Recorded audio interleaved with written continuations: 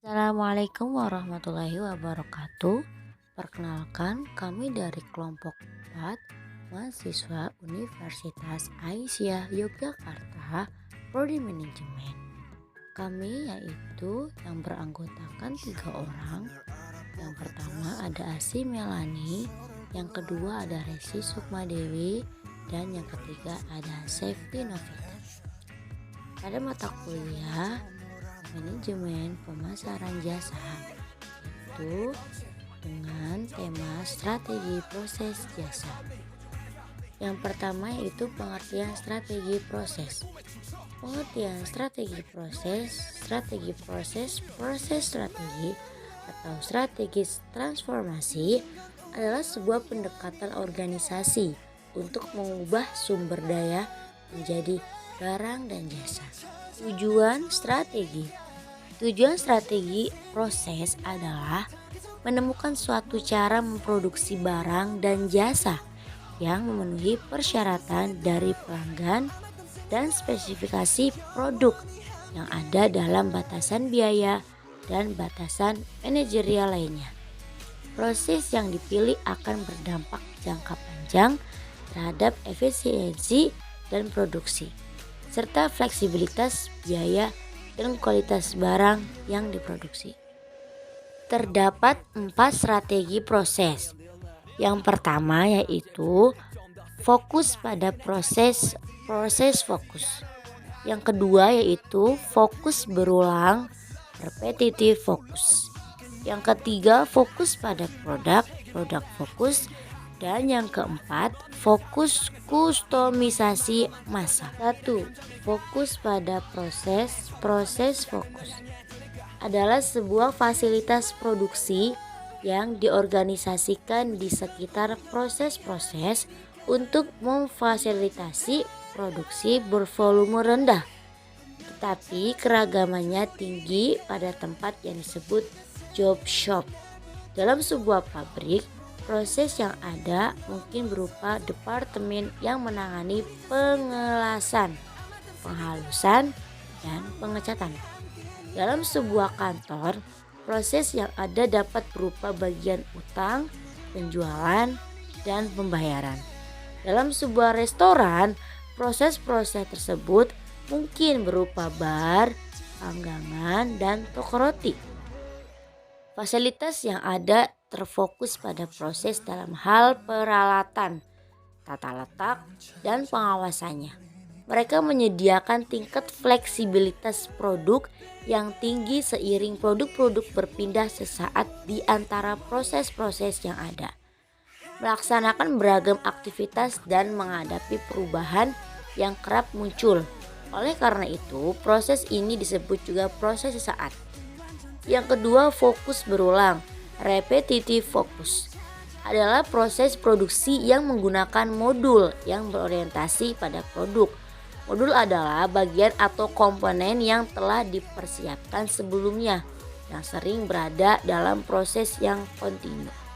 Lini proses berulang sama dengan lini perakitan klasik.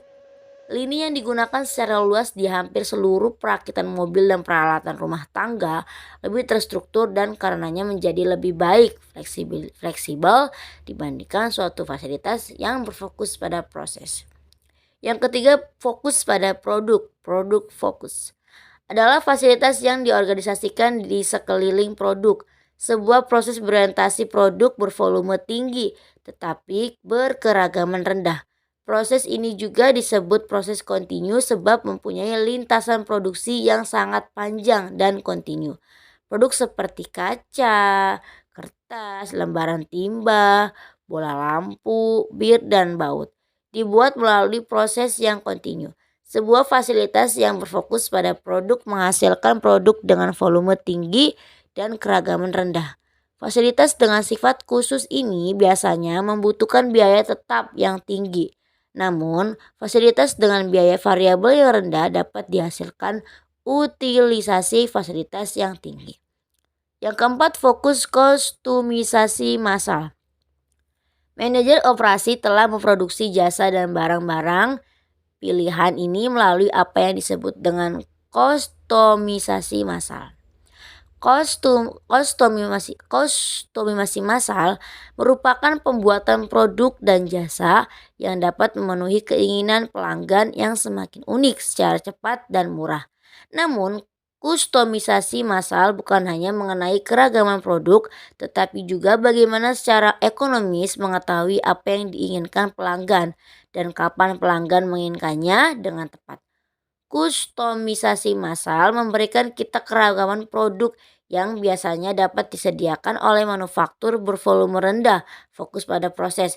Dengan biaya seperti manufaktur bervolume tinggi dan terstandarisasi, fokus pada produk, membangun proses yang gesit yang memproduksi produk terkostumisasi secara cepat dan murah, membutuhkan pemanfaatan sumber daya organisasi secara imajinatif dan agresif. Kaitan antara logistik, produksi, dan penjualan harus erat. Saya akan melanjutkan presentasi dari Mbak Resi. Selanjutnya, membuat kustomisasi massal berfungsi. Membuat kustomisasi massal berfungsi.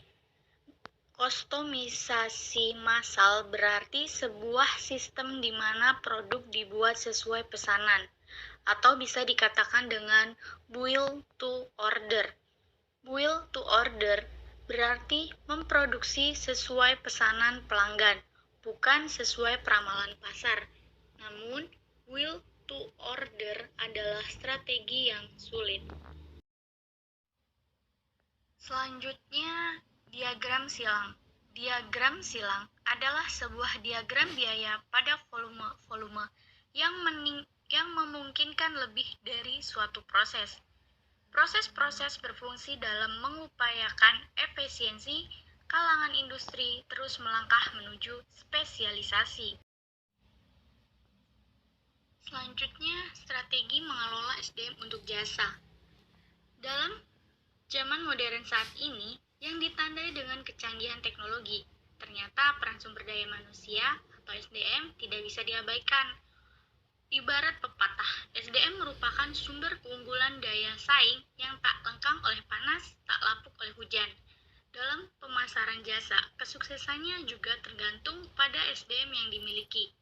Perhatian dan penekanan pada peran SDM dalam memasarkan jasa adalah sangat penting.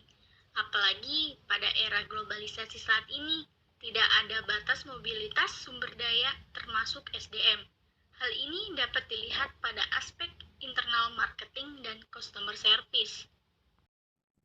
Baik, di sini saya akan melanjutkan presentasi dari teman saya.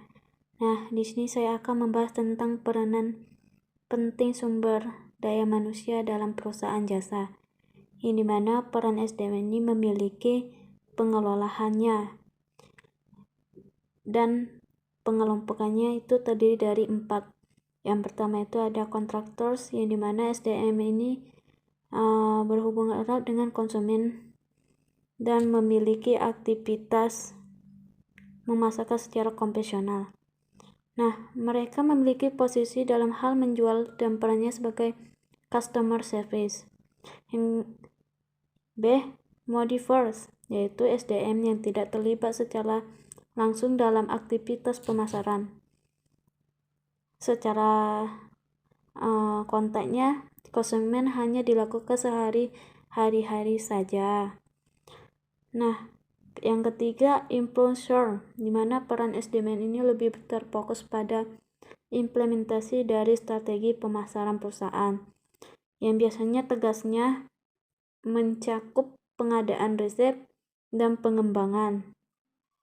Yang keempat ada isolated, yang dimana SDM yang berada pada peran ini tampaknya akan sulit berhasil apabila tidak mendapat dukungan yang memadai dari manajemen, terutama untuk memotivasi mereka. Kemudian SDM ini diarahkan untuk mengetahui bagaimana perannya serta strategi pemasaran perusahaan sehingga mereka dapat berkontribusi lebih optimal bagi perusahaan. Selanjutnya ada pengolahan sumber daya manusia perusahaan jasa. Nah, dengan melihat ini, peran penting sumber daya manusia dalam perusahaan Tentunya diharapkan manajemen tidak lagi memandang sumber daya ini harus dengan sebelah mata. Kelalaian dalam perencanaan, pengembangan, pelaksanaan, serta pengawasan terhadap sumber daya manusia yang dimiliki akan merugikan perusahaan. Nah, peran penting sumber daya manusia dalam pemasaran jasa dapat dijelaskan bahwa aspek internal marketing dan customer service. Kemudian berlanjut kepada proses manajemen SDM dalam operasi jasa. Hal penting lainnya yang perlu mendapat perhatian dari operasi jasa adalah bagaimana pola dan proses manajemen yang digunakan organisasi yang efektif. Nah, kemudian manajemen hendaknya mengupayakan pemberdayaan sumber daya manusia melalui rekrutmen the right employees, yang dimana rekrutmen ini melakukan sesuai dengan kualifikasi perusahaan agar pemasaran jasa berlangsung baik. Kemudian yang kedua itu ada train employees property. Nah, di sini dalam mencakup SDM ini adalah hasil seleksi, bukan berarti tidak memerlukan pelatihan. Nah, pelatihan ini diberikan sebagai bekal untuk menghadapi segala situasi agar dalam operasinya setiap SDM memberikan kontribusi terbaiknya. Yang ketiga itu ada educate the customer. Selain pada karyawan perusahaan, operasi jasa akan berjalan lancar bila konsumennya memiliki informasi yang jelas dan lengkap mengenai jasa yang ditawarkan perusahaan. Yang keempat itu ada educate all employees, yang dimana internal marketingnya juga menjadi fokus dalam menciptakan manajemen operasi yang baik. Apabila karyawan memiliki sikap dan kemampuan pelayanan yang baik, maka segala permasalahan akan dapat dibatasi. Yang selanjutnya, be efficient first, night second, di mana pemberian jasa adalah mengutamakan efisiensi, kemudian diikuti dengan ramah tamah. Yang keenam itu ada standardized response system. Manajemen perlu menyiapkan standar untuk menangani kesulitan dan kritik yang disampaikan konsumen. Nomor 7, ada be proactive, di mana perusahaan harus jeli melihat setiap peluang yang ada dan bisa menentukan sebagaimana strategi operasi yang tepat untuk mencapai sasaran.